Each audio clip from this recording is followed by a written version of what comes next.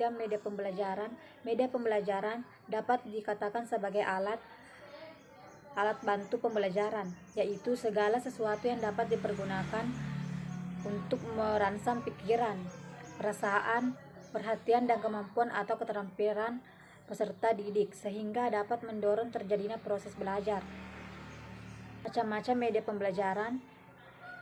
Rudy Bress dalam Sadiman menggolongkan media ke dalam 8 kelompok, yaitu media audiovisual gerak, media audiovisual diam, media audio seni gerak, media visual gerak, media visual diam, media seni gerak, media audio, media cetak.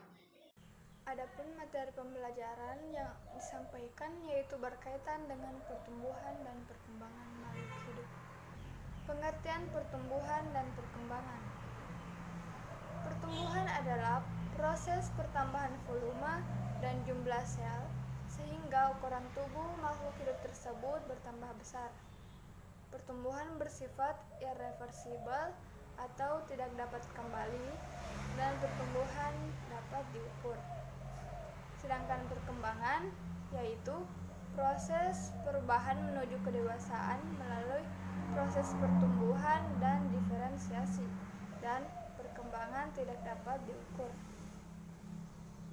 Kemudian faktor yang mempengaruhi pertumbuhan dan perkembangan. Ada 2 faktor. Yang pertama, faktor luar atau lingkungan, meliputi makanan, air, oksigen, cahaya, suhu, dan kelembapan. Dan faktor dalam, meliputi gen dan hormon. Pertumbuhan dan perkembangan tumbuhan. Pada perkembangan biji, belum mula tumbuh dan berkembang menjadi batang dan daun, sedangkan radikula menjadi akar. Tipe perkembangan biji tumbuhan antara lain adalah A. Tipe hipogeal, yaitu kotiledon tetap di dalam tanah. B. Tipe epigal, yaitu kotiledon di atas tanah. Cara produksi media pembelajaran sederhana.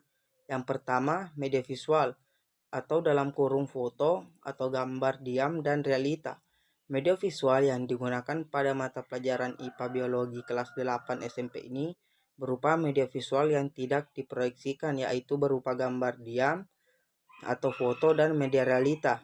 Cara membuat media foto atau gambar diam yaitu dengan mencari gambar tentang proses pertumbuhan tanaman melalui situs internet, kemudian mencetaknya dalam bentuk gambar atau foto dengan ukuran kertas A4.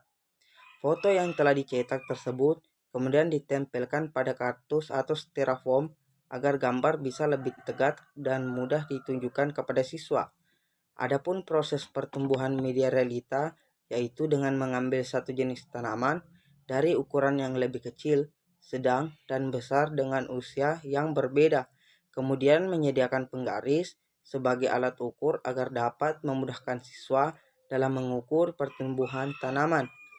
Yang kedua, media audiovisual atau dalam kurung video bersuara.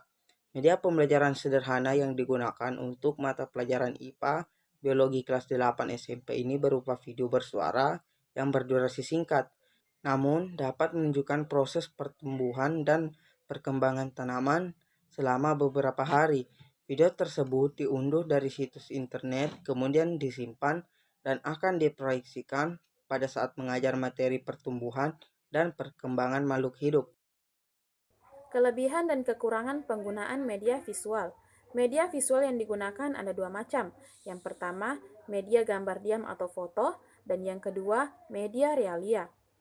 Kelebihan dalam penggunaan media gambar diam atau foto diantaranya, yang pertama, media ini dapat menerjemahkan ide atau gagasan yang sifatnya abstrak menjadi lebih konkret.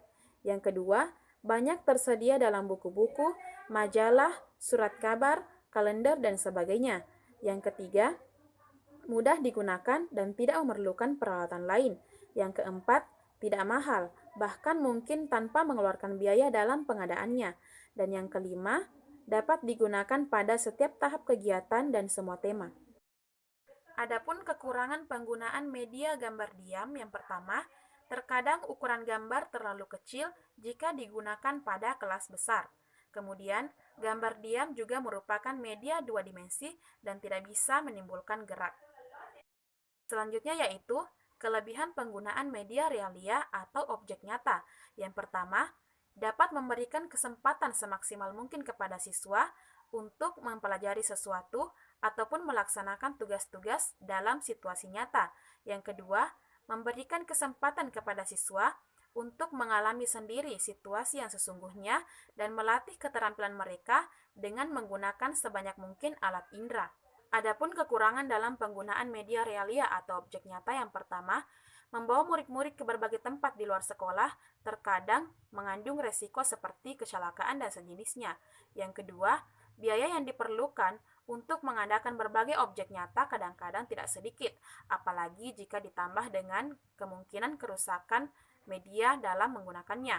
Yang ketiga, tidak selalu dapat memberikan semua gambaran dari objek yang sesungguhnya, sehingga pengajaran harus didukung dengan media lain. Yang keempat, terkadang ada kesulitan dalam mencari dan membawa objek nyata yang sesuai dengan materi yang akan diajarkan ke dalam kelas. Selanjutnya yaitu kelebihan dan kekurangan media audiovisual. Media audiovisual yang digunakan yaitu audiovisual gerak yang berupa video. Adapun kelebihannya yang pertama, dengan alat perekam pita video, sejumlah besar penonton dapat memperoleh informasi dari ahli-ahli atau spesialis. Yang kedua, demonstrasi yang sulit bisa dipersiapkan atau direkam sebelumnya, sehingga pada saat mengajar, guru dapat memusatkan perhatian dan penyajiannya. Adapun kekurangan penggunaan video yang pertama, perhatian penonton sulit dikuasai, dan juga partisipasi mereka jarang dipraktekkan. Yang kedua, bentuk komunikasinya bersifat satu arah, sehingga harus diimbangi dengan pencarian bentuk umpan balik yang lain. Yang ketiga, kurang mampu menampilkan detail dari objek yang disajikan secara sempurna.